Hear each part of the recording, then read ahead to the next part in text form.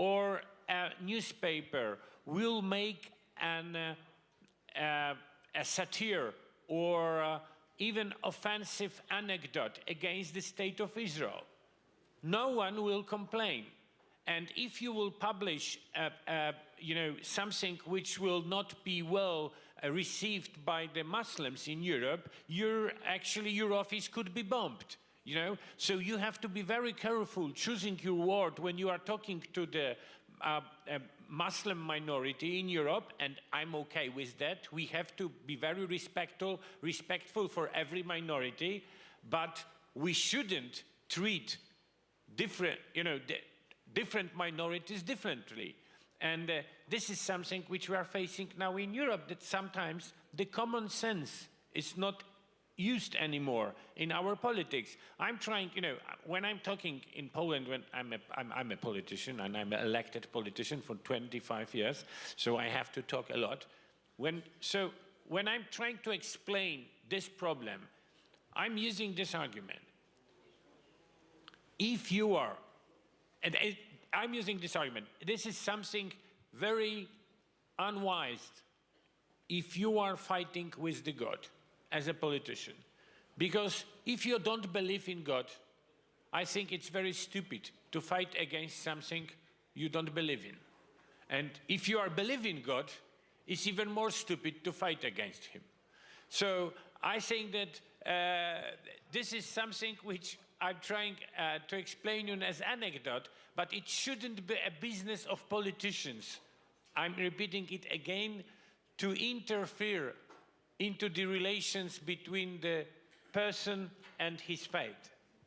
If I could, if I could add to that, I think we're getting to the heart of the debate here. The argument that something has been happening for 1,000 years is a good argument, but it's not good enough, dear colleague, because you could say, for 1,000 years, when we caught thieves in the Islamic world, we chopped off their hand. So let's continue doing it, because it's happened for 1,000 years. Or let's marry out our young daughters from 9 or 12, like has been happening for 1,000 years in Afghanistan. So obviously we won't accept that argument. What is the truth in this matter is, and we have to go back to the European way of life. We have, dear friends, a Judeo-Christian tradition in Europe that's going back 1,000 years. And that is where we need to look at. Christianity, but also Judaism, has gone through a form of enlightenment. We, for example, don't take every single line in the Bible literal. It says you should, an eye for an eye and is not a tooth for a tooth. We know in Judaism that when someone steals from you, he has to pay back a monetary sum. You don't say, let's take out his eye. Islam never went through that stage. Which means that today, when we have a large influx of people from another continent, we suddenly have that issue. Well, freedom of religion, how are we going to maneuver? Are we going to say freedom of religion for one and freedom of religion for the other? And the answer is yes and no. The answer is, let's look at where we are. We are in Europe. For thousands of years, we have been doing slaughter in Europe. So we should focus on the European Judeo-Christian traditions that we know, that are in respect with human rights, that are in respect with the way we live. And those are ones to be defended. But you can't say freedom of religion is absolute, because unfortunately we have other religions that are new and have never adapted and need to be adapted as well to our modern way of life here in Europe. And no, you can't marry off your daughter when she's 9 years old. And no, you can't chop someone's hand off when he steals. And I think that that is an important point to make, because the Jewish community has become collateral damage. I mean, I wear a kippah here, but if I go to court, or if I want to become an official policeman or work as a judge, then they will tell me, or even work for the city hall, they will tell me, you can't wear a kippah, or you can't wear a cross. Why is that? Who did a little cross ever hurt? Who did a kippah ever hurt? And we know what the answer is. The answer is they don't want a woman with a headscarf because that's alien and that is threatening to them. And I've said from day one, if you have a problem with a Muslim veil, which I don't, but some do, and if in Europe or in my country most people don't like it, then say that you have a problem there. Say that a Muslim veil is a discrimination of women. Don't say it's a problem of a religious symbol. Is my kippah a sign of the discrimination of the Jewish male? Of course not. So the Jewish community has become collateral damage. And we need to fix this. We need to do this by changing the narrative to going to the Judeo-Christian rights that we've had in Europe for 1,000 years. And if we have a new religion that is in some forms extremists, then we should say very clearly that's where we have an issue. Ladies and gentlemen, that concludes this panel. There's an awful lot more we could talk about, and I think Michael has a sensible approach. We need to get back to basics on this issue. We need to build a fence around and defend these Judeo-Christian values on which we all live. So if you could put your hands together warmly for Konstantinos Karagounis, for Senator Michal Kamiński, and my dear friend Michael Freilich. Thank you very much. Thank you. Thank you. Thank you so much. Great stuff. Thank you.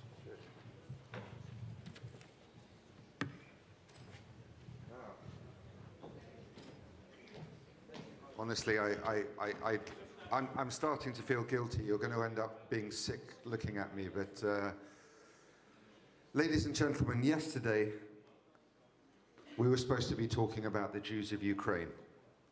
And we didn't get an opportunity to do so because our next speaker was stuck, couldn't make it because of travel considerations. But I think when one looks at it, there are a lot of Ukrainians with us who have simply had an awful time. I mean, we're talking about these consequential issues for us as Jewish communities, and what is going on in Ukraine is very, very existential. Before I bring our next guest up to talk and share some of those experiences, we have a short video from the Federation of Jewish Communities in Ukraine, just to show you a flavor of what the Federation does, and then we'll bring up our guest. Thank you.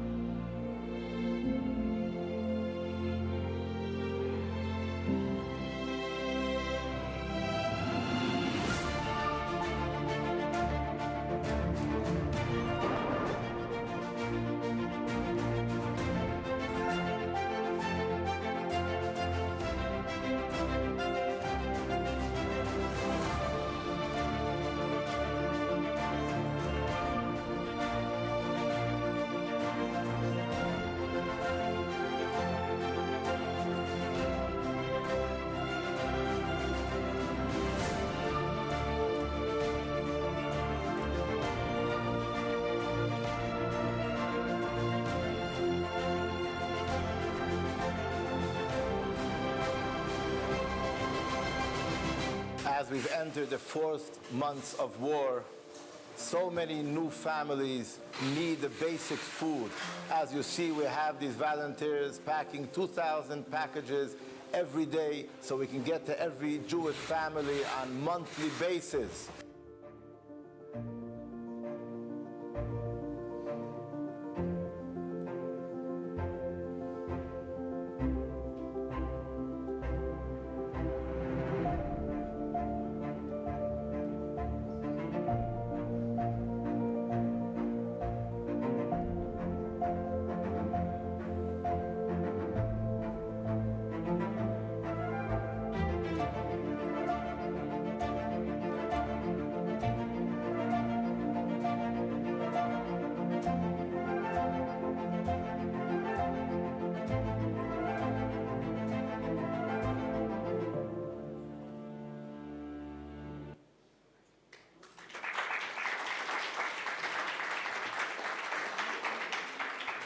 Ladies and gentlemen, I had seen that video before, up until the war.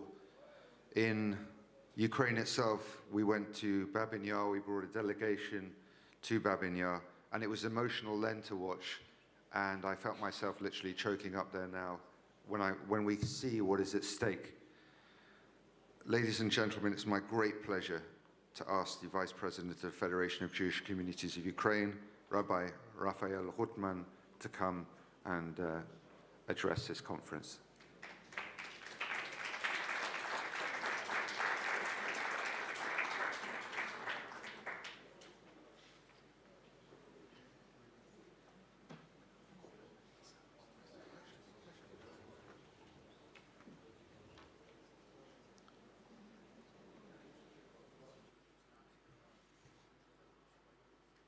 Доброе утро. Мы с Украины.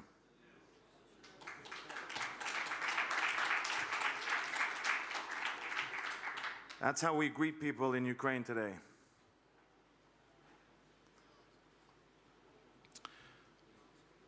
The world is facing a very, very uncertain time. We're living in fear, not knowing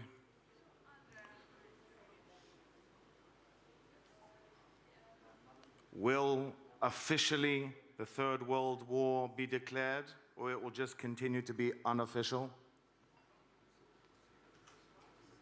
Could it escalate?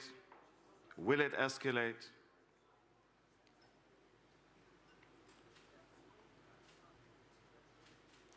And God forbid, how far can and will it go? We heard from panelists and speakers how it took the world 5 years to react in the Second World War. We in Ukraine are living, seeing, and feeling this destruction.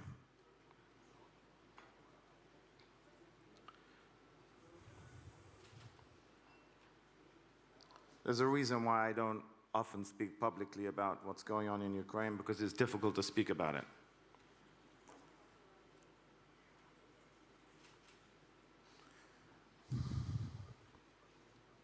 There are millions of people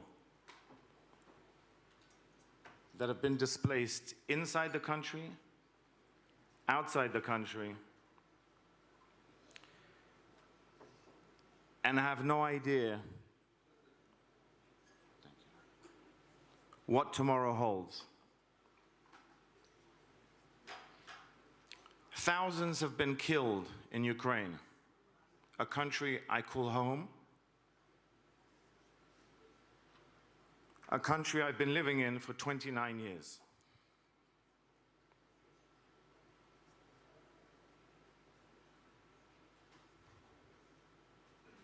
Thousands of new orphans.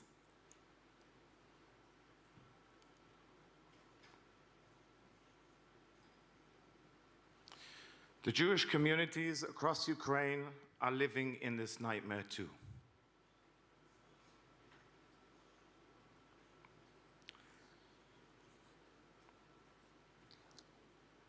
The Federation of Jewish Communities of Ukraine has been working in Ukraine since about 1997.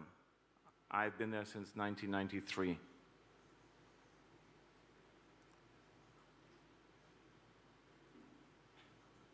Nothing we trained for ever envisioned the work we're doing today.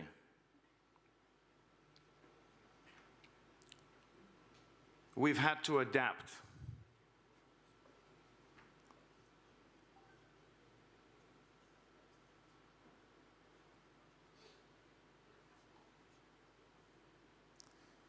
When the Lubavitcher Rebbe sent us to Ukraine in the early 90s as emissaries to help the Jewish communities in Ukraine, none of us had the slightest idea for a second that we could or would be planning evacuations of young people, of elderly people, while under fire.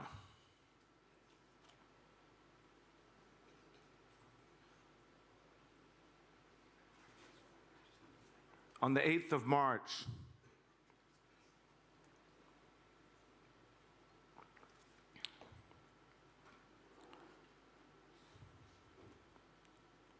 we rescued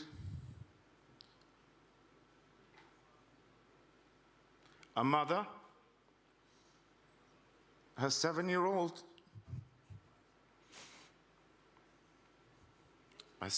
daughter, 8-month-old son from Irpin.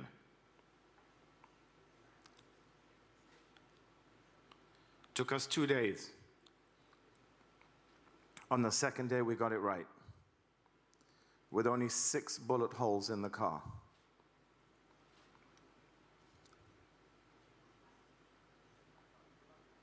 That's just one story. They are safely in Europe today.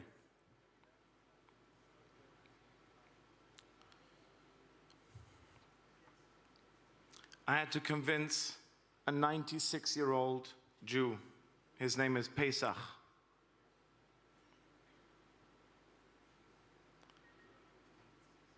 that he needed to evacuate from Kiev, from his apartment.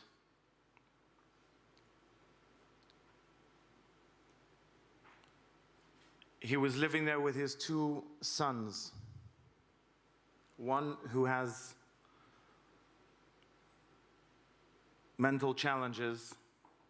He's in his early 70s, and his second son who's in mid-60s, close friend of my colleague over here. And he says to me, Rebbe, I already evacuated from Kiev once. Now you want to make me do it again? And that's not the irony. He evacuated from Kiev the first time away from the Germans to Russia. On the 8th of March, on the same bus with the lady and her daughter and her 8-month-old son, I evacuated him from the Russians to Germany. 96 years old.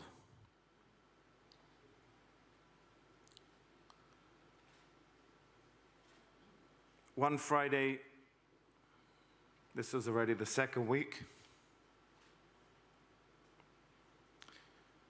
a relative from Lugano calls me and says, oh, not a relative of mine, a friend of ours who lives in Lugano, says, my uncle and aunt are in Kiev. Help me, get them out.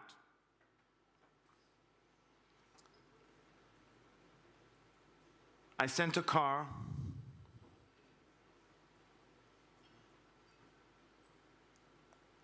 I called them up and I said, whatever you can pack in a bag in 20 minutes, that's what goes with you. 20 minutes. That's all they had. 83 years old, lived his entire life in Kiev, and in 20 minutes, packed and left. It took Pesach and his two sons 5 days to the hour. They left 4 p.m. on the 8th of March, and at 4 p.m., it was actually 4:35 p.m., I got a photo of them having their first hot meal in Bad Hamburg. 5 days traveling. Pinchas and his wife, who left on Friday morning, it took them 6 days till they ended up in Lugano with their family. Families are being separated, wives from husbands, children from their fathers.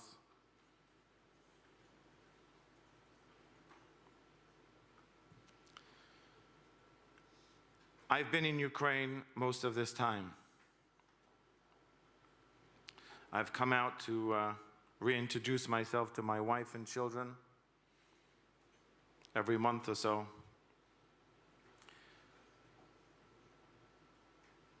We had Pesach Seder in the center of Kiev with people who had never been to a Pesach Seder in their life before.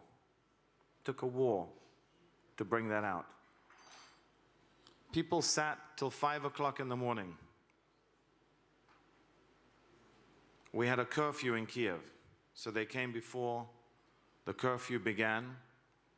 Then it was 8 o'clock in the evening. And at 5 o'clock in the morning, we had a police escort to take everybody to their hotel that they were staying very close to our synagogue.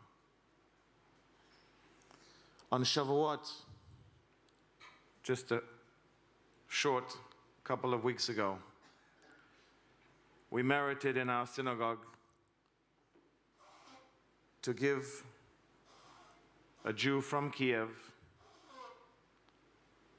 his first aliyah to the Torah on Shavuot, his bar mitzvah. He's turning 78 next month.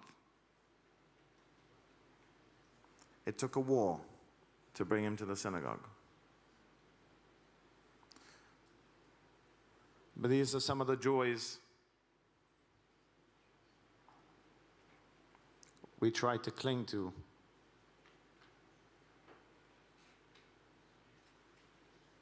In this crazy, uncertain time.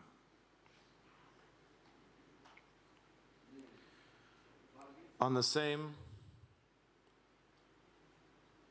first day of Shavuot in Kiev, a grandmother of a student from our school in Kiev, the only missing link that we know of in her family history, received her Jewish name.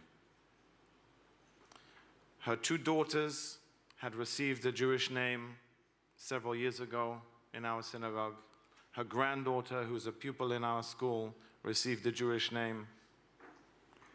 And the grandmother called me and she said, as you saw in the video, the food packages that we've been giving out since February, since before the war began, saving people's lives with essential food. She says, you helped evacuate my daughters and granddaughter to Germany. I want to thank you. Please tell me, what can I do? You name it, she said. Little did she know. I said, I need 1 hour of your time on Sunday morning, on Shavuot, for you to come to the synagogue and listen to the 10 Commandments. She came. The first time in her life, she heard the 10 Commandments, and she received her Jewish name, Esther. Her Hebrew birthday is around the time of Purim.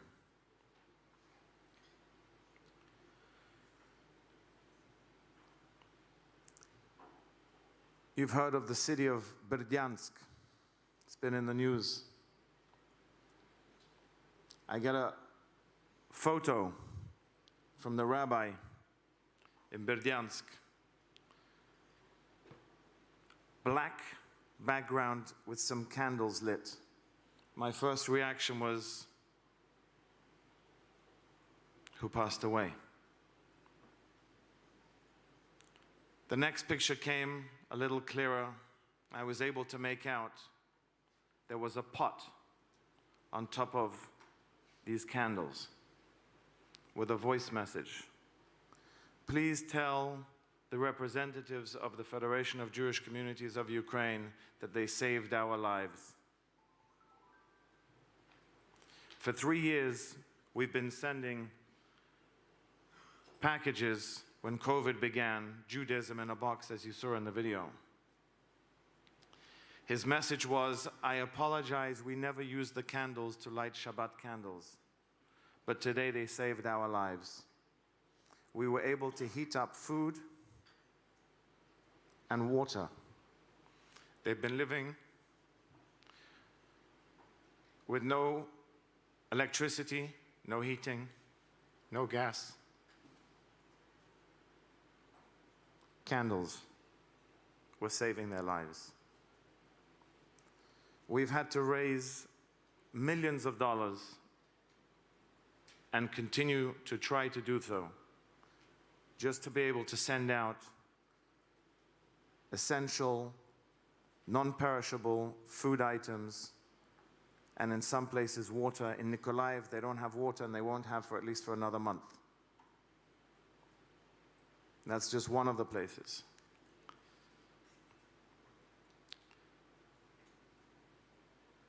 I was in Bucha and Irpin and Gostomo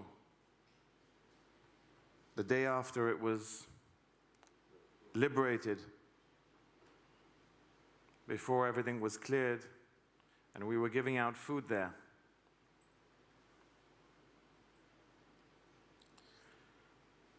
You may have noticed in the video a woman wearing a black headscarf. Her husband was killed.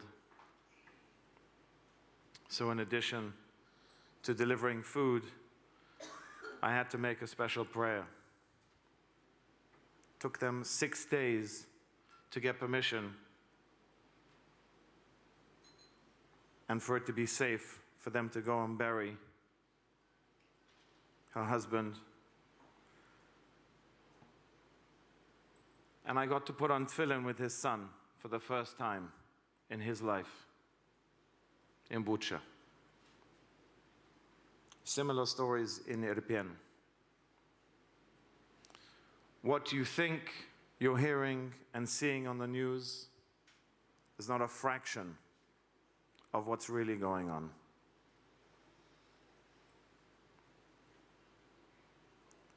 Every one of you has a voice. It's your obligation and duty to use it. The best way to fight evil is with good. The best way to fight darkness is with light. And that's our mission. That's what we need to do. I want to thank the EJA and Rabbi Margolin for supporting our efforts in Ukraine to help the people of Ukraine, to help the Jews of Ukraine. Rabbi Koves and the European Union and all the countries in Europe who have taken refugees in and continue to look after them. It's a very, very big struggle. We spent years building our Jewish communities, and in a matter of weeks, we have been dismantling them. And this is another big challenge and struggle that we have to deal with to bring everyone together. I would like to call the daughter of a close friend of mine for many, many years, Aliza Rostovtsov, who recently escaped out of Mariupol, to tell over a little bit her story, how she got out and Jewish life and the Federation's activities in Mariupol. Aliza, пожалуйста.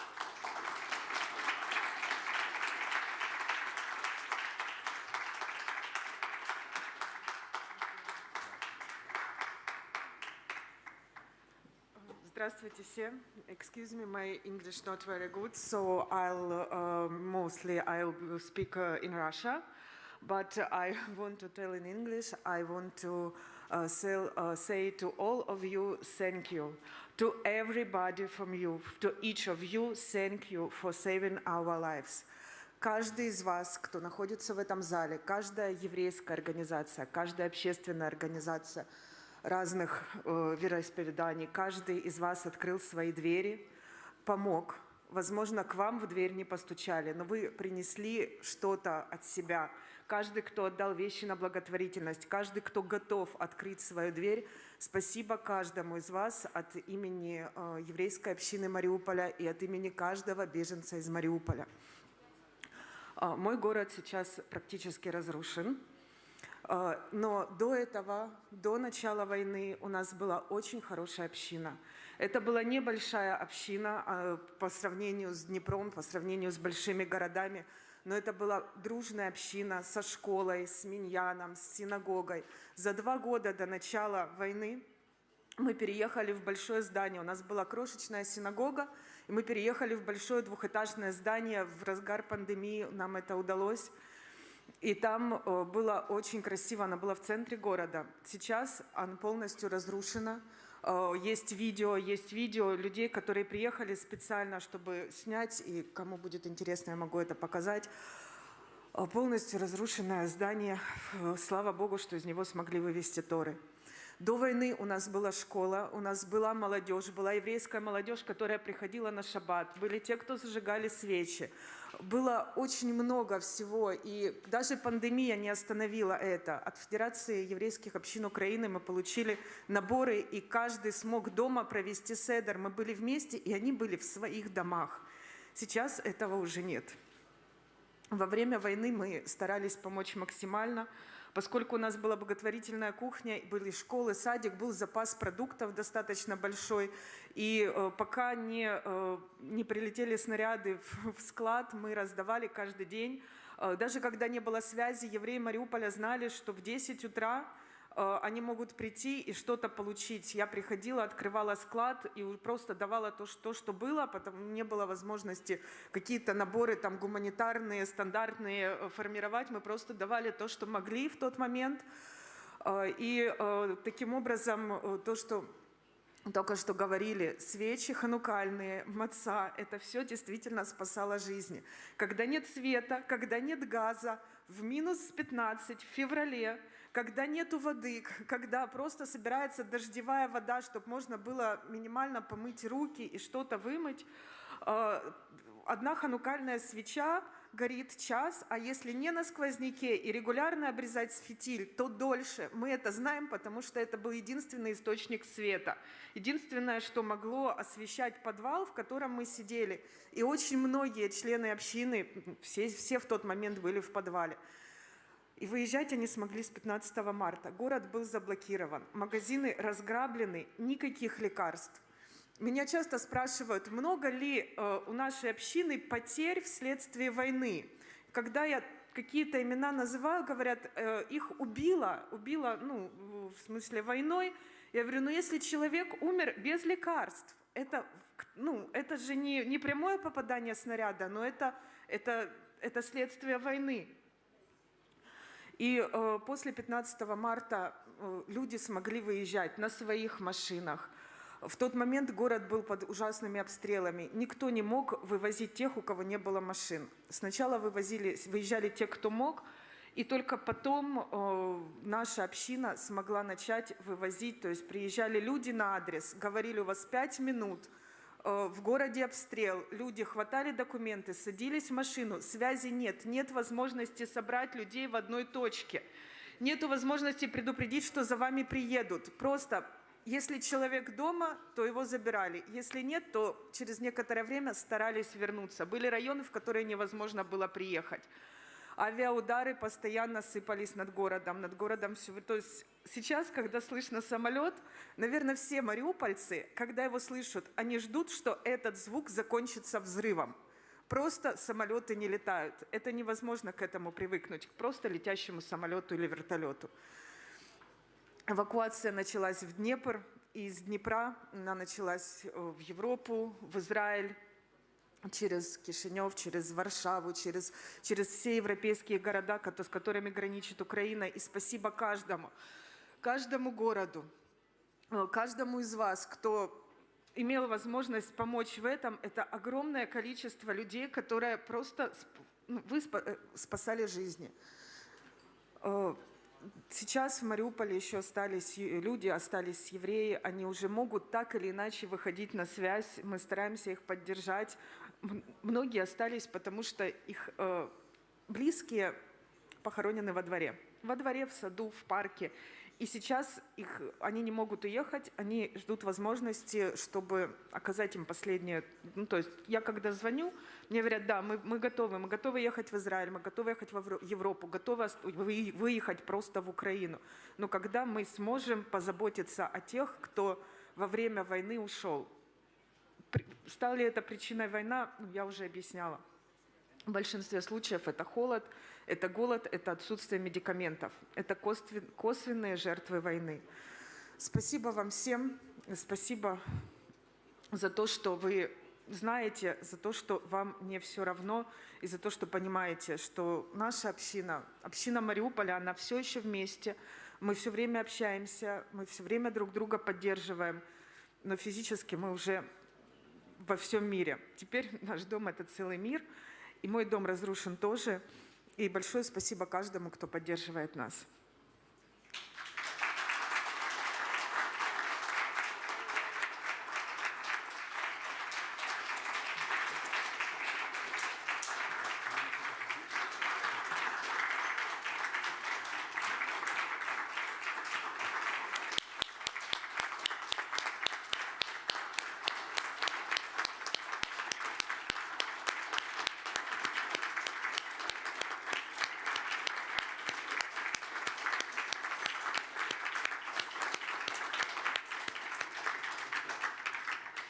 Ladies and gentlemen, we want to thank you once again for being here with us. And I think we have almost saved the best for the last. From the European Parliament, we have the honor of having with us the European Parliament Vice President Nicola Beer from Germany, who is specifically from the President of the Parliament, has given her the special role of Special Envoy combating anti-Semitism, and she's the chair of the European Parliament Working Group Against Anti-Semitism. Mrs. Beer, thank you.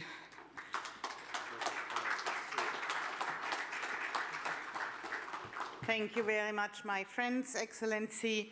It's really a great honor to be today with you, a great pleasure for me, and I'm really delighted to be able to attend this conference. It was sorry and a pity that I couldn't come yesterday, but it was important for me to come, even if it's nearly finished, just to be together with you. I think especially in difficult times like this ones we are experiencing in Europe right now, and we just heard a really emotional and touching speech about life in Ukraine, Jewish life in Ukraine before the war. In such experiencing times, it is of utmost importance to work together to protect minorities, to protect the roots of our continent, which are based in the Jewish-Christian tradition. Unthinkable, our nowadays Europe without those roots being present in our culture, in our legal frameworks, in our way of life. Unfortunately, anti-Semitic narratives and disinformations are on the rise. First, the COVID-19 pandemic, and now Putin's brutal war in Ukraine. Both helped spreading and manifesting anti-Semitic hatred online as well as offline. We have had a disturbing surge in conspiracy theories against Jews since the crisis began. Every anti-Semitic rise like this puts European values like respect for democracy, human rights, rule of law, fundamental freedoms, good governance, and stability of our societies in danger. The measures to prevent such a situation have many faces.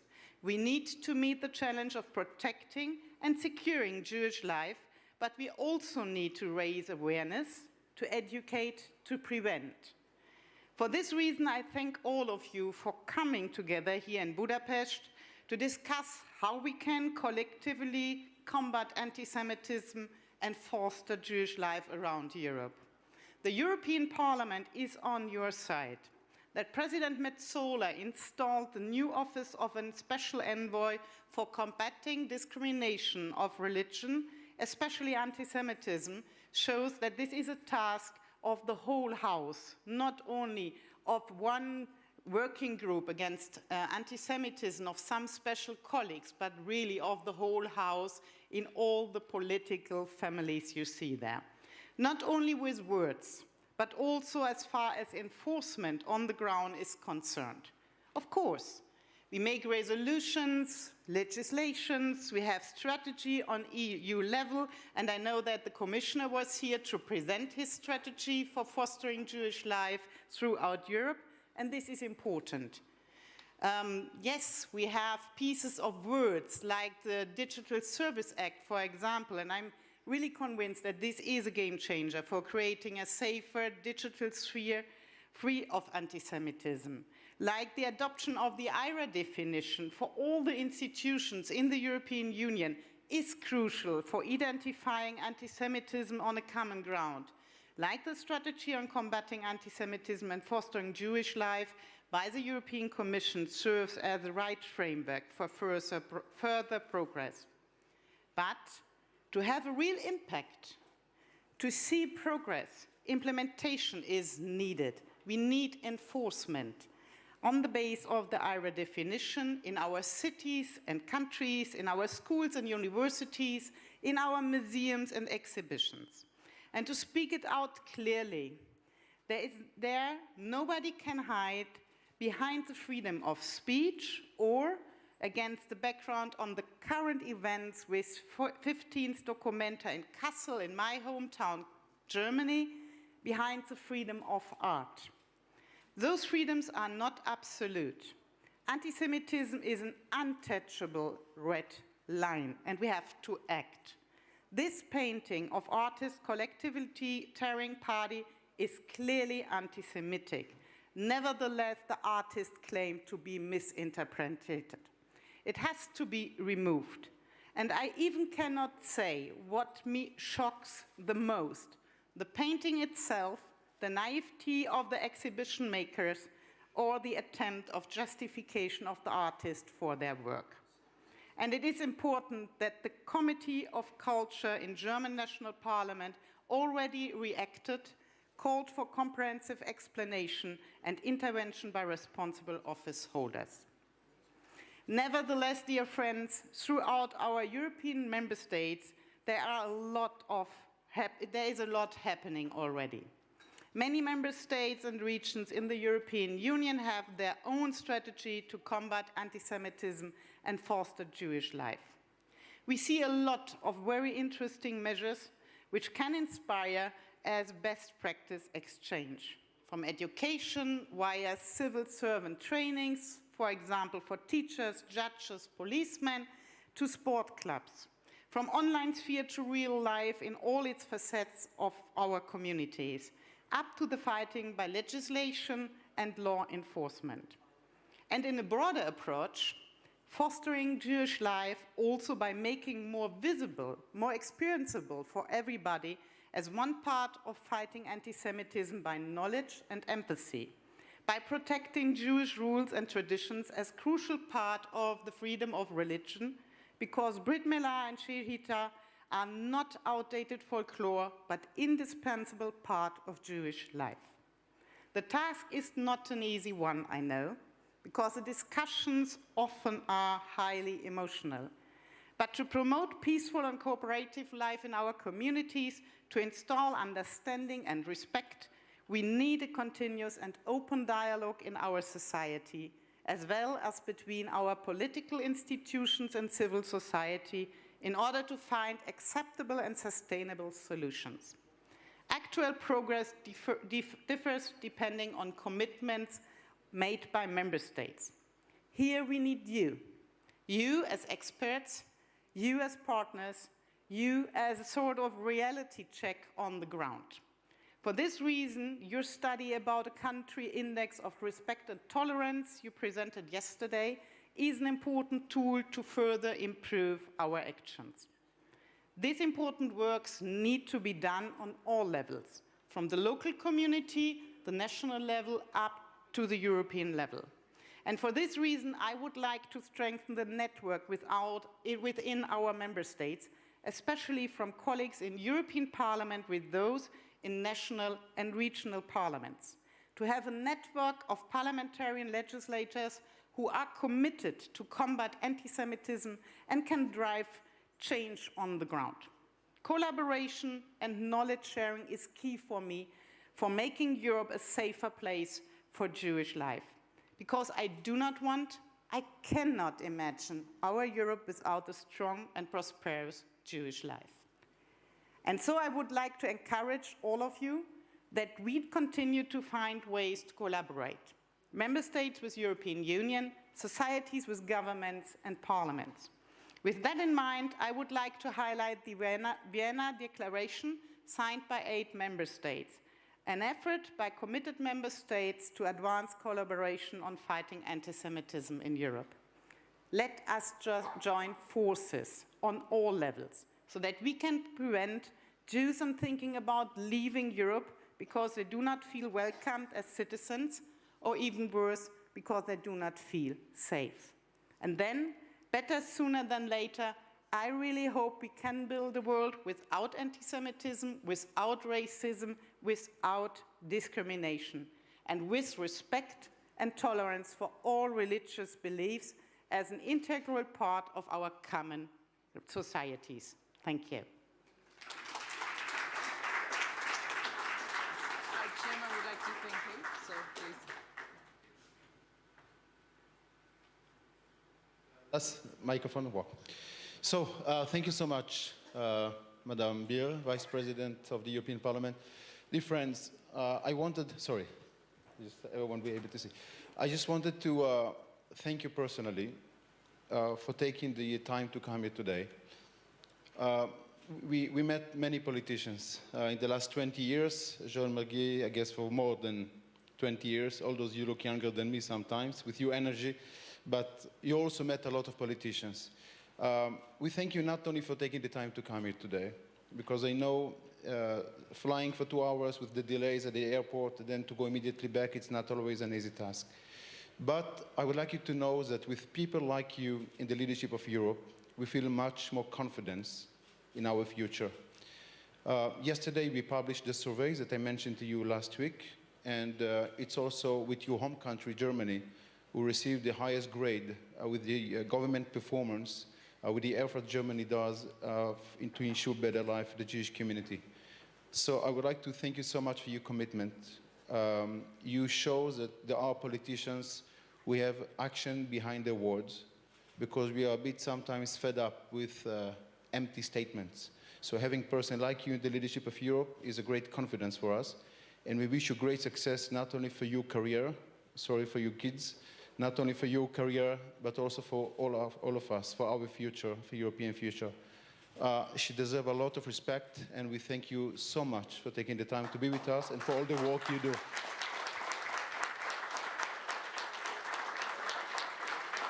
God bless you. Thank you very much.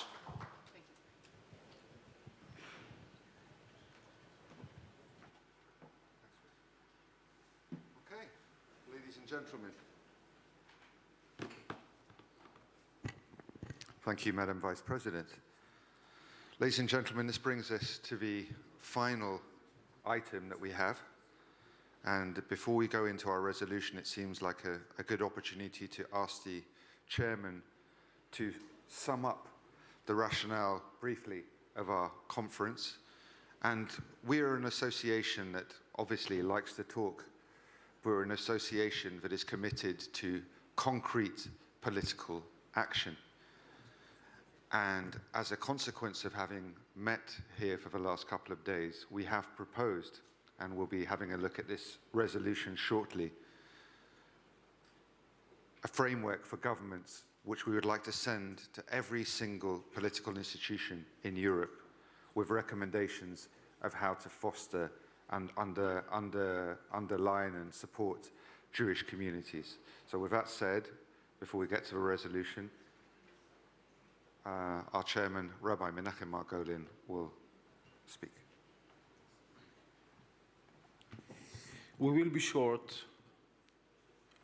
Friends, we all came here, as discussed yesterday, not just in order to participate in another conference, not just to have another opportunity to meet.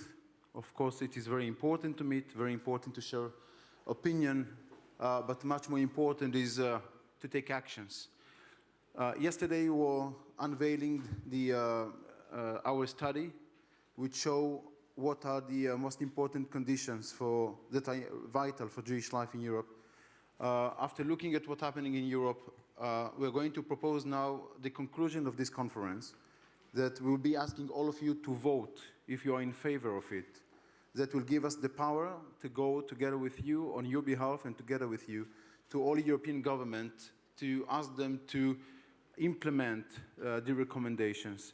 I would like to ask the technical team, if you please go to the screen, the resolution on the screen now. You have the opportunity to read it all together. I would like to ask Alex, please, let's read the conclusion with everyone. With pleasure. Motion proposed for EGA Annual Conference, moved by EGA Chairman Rabbi Menachem Margolin. Whilst we, Jewish leaders, gathered in Budapest on this day, 21st of June, 2022, welcome statements of support and words of goodwill from our respective governments, we believe that governments and regional authorities must adopt a series of measures to foster Jewish life and safeguard Jewish communities. We Jewish leaders propose these in order to improve the feelings of security felt by Jewish communities, the following vital measures. 1, the adoption of a zero-tolerance policing and judiciary police policy towards anti-Semitism. 2, increased policing presence on the streets in flashpoint/areas of intercommunal tension. 3, education provision for all immigrants and schools on the need to respect diversity, plurality, and basic tenets of Jewish faith, customs, and practice. 4, enshrine the primacy of freedom of religion for Jews in their respective countries by protecting kosher slaughter and circumcision from punitive legislation that impedes or bans both. 5, appoint a government coordinator for combating anti-Semitism and fostering Jewish life. 6, the adoption in full of the IHRA definition of anti-Semitism. 7, establish a dedicated program for the memorialization of the Holocaust. 8, establish and maintain a central government and/or regional database of anti-Semitic incidents. 9, the dedicated supply of security equipment to Jewish communities. 10, dedicated support and promotion of Jewish culture, education, and the maintenance of synagogues. 11, decrease the number of UNGA votes that seek to arbitrarily and one-sidedly isolate and punish the State of Israel. We commend this resolution to national parliaments and/or the relevant regional authorities and ask the European Jewish Association to forward it to them on our shared behalf. As you could all see, sorry. I think there is a mistake on sentence 9. It's not the end of the line. So 9 and 10. So we got 10 points. You're right. So I think the point 10 is decrease the number and not the... Mr. Markovich, you're absolutely right. Thank you. I'm a lawyer. A lawyer is a lawyer. Friends, as you could see also, those decisions, resolutions is also much more on taking actions, but not only statements.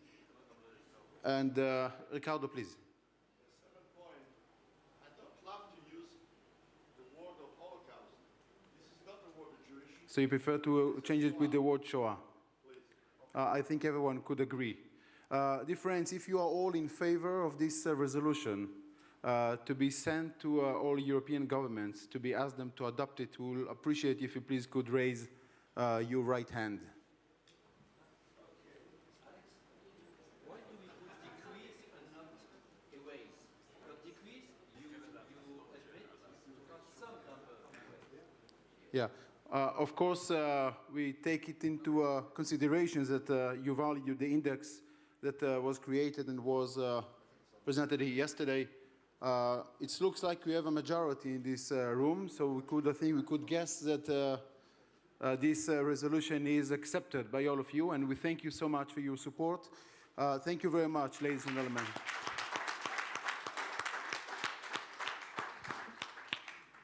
Okay.